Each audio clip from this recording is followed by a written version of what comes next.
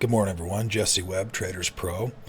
Let's take a look at market conditions. They remain kind of cautiously bullish here currently towards the bottom of this range, and we definitely have some bullish tendencies still intact right here as we're even kind of getting through earnings season, dealing with the Fed, dealing with inflation. Got a lot of things happening right here, and the markets actually are just holding up fairly well. Remember, we've talked about that climb a wall of worry idea that Wall Street likes to do, and that is the information that we're dealing with now is not the information Wall Street is placing its bets on. It's placing its bets 6 to 8 months down the road.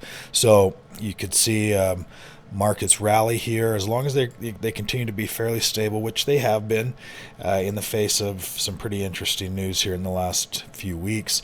Momentum has pulled back into this location that's still trending higher, but kind of stuck right in that middle, which is good.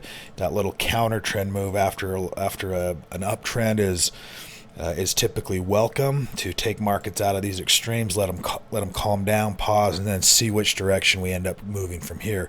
It can become a great buy opportunity. It's a great location for that to happen, so we'll see what we get on that this week. We're also, breadth is still really strong right here. Sentiment is also very strong right here.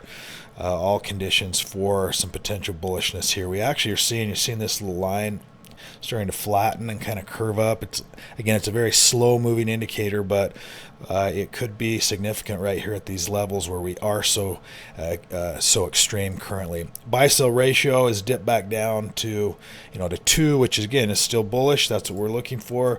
So the process here of looking for your top down approach is what market conditions are we in. We definitely know that we're in a bear market, yet we are maybe towards the bottom of that or working on a bottom towards that bear market. So you certainly have to manage your risk accordingly, that things are ugly. They could get even worse, or they could start to stabilize and start to move higher. Right here we'll focus on that particular set of data. Long-term trend, where are we at?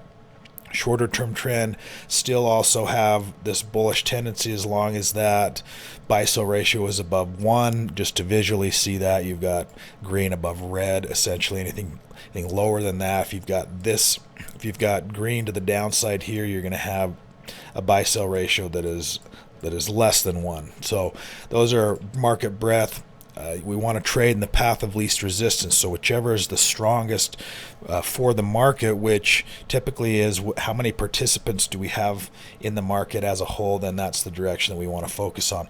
And then we just want to be a little more careful at the extremes, the tops and the bottoms, and watch to see for any type of trend continuation, realizing maybe tightening stops and maybe adjusting position sizes, or even selling into, depending on the time frame of the trade. On your muscle stocks list, we've got some decent ones that are coming up here. We've got some transportation with some new buys. That's actually been one of the leaders. Some tankers and transportation stocks.